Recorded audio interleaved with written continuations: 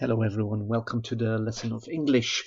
Today I'm going to deal with a small grammar item. We are going to compare two tenses which we already know, the past simple and the past continuous. And we specifically want to know when we have to use which tense when talking about the past. The past simple, first of all, indicates a characteristic, a state, a habit or a routine, a series of actions, and an interruption to a background action. While, and that is something we have seen last week, an action which is going on at some time in the past refers to the past continuous. Two or more actions going on at the same time in the past, and also an action in the past that is a background action to a second action.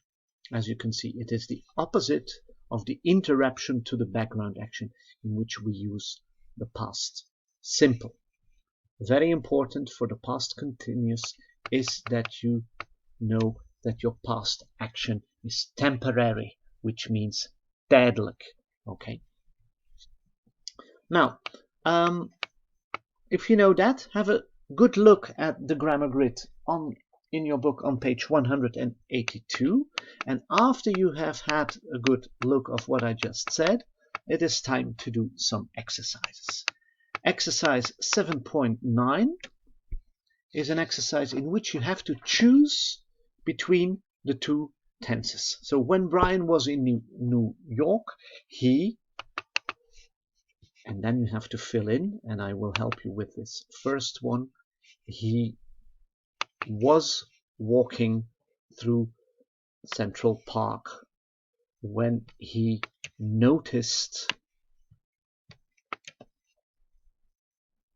there, etc., etc. I'm not going to fill in everything. Okay, so he was walking is the background action through the Central Park when he noticed. That was the interruption to the action, as you can see in the rule in the grammar. So complete this exercise 7.9. And after you have done that, you can pause this video. And after you have done that, we go to 7.10. 7.10 is an exercise in which you have to make the sentences negative and you have to correct the sentence. You can correct them by watching the story in 7.9 in the previous exercise. Okay, as you already know, last night Brian wasn't running through Central Park because I just said he was walking. Okay, also do so for the next exercise. You can pause this video again.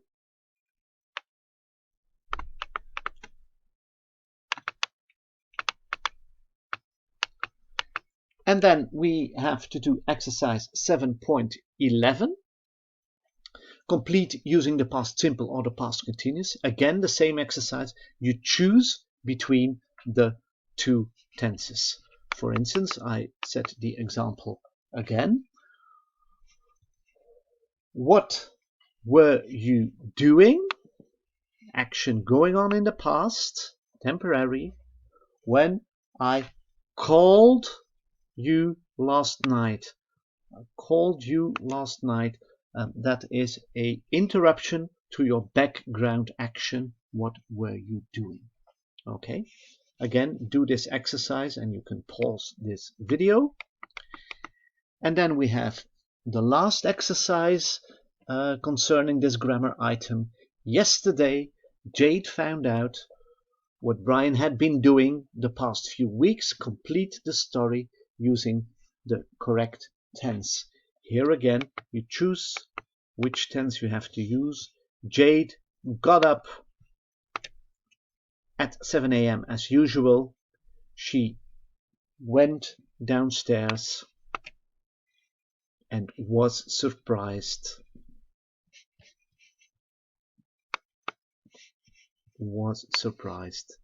That Brian was making breakfast. Okay, you tell the story, and that he was making breakfast was the action, the background action to the story you tell.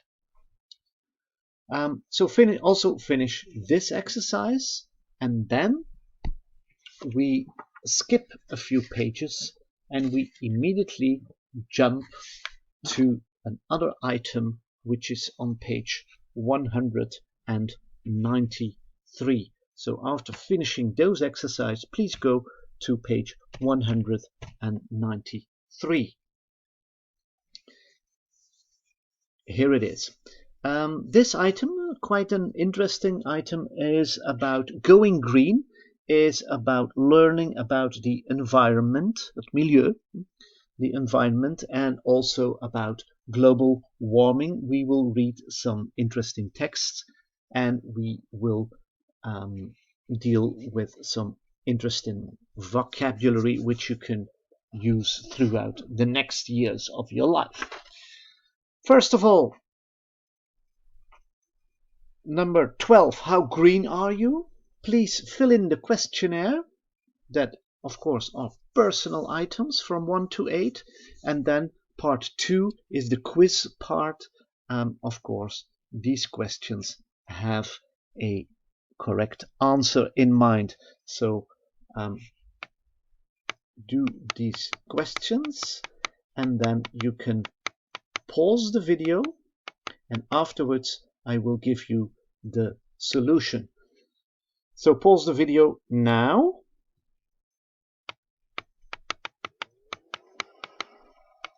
Okay, spoiler alert, I'm going to give you the answers to the quiz. So if you haven't done the quiz yet, please pause again, because now here we have the answers. How long does it take a can to decompose? Well, you won't be surprised if I tell you that it is 50 years. How much of the world's energy comes from oil, gas, and coal?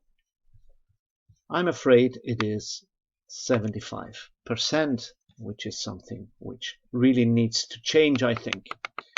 The ecological footprint is something you leave behind when you are walking barefoot outside. No, of course not. It is a measuring system that tells us whether our planet is capable of keeping up with the demands of humans.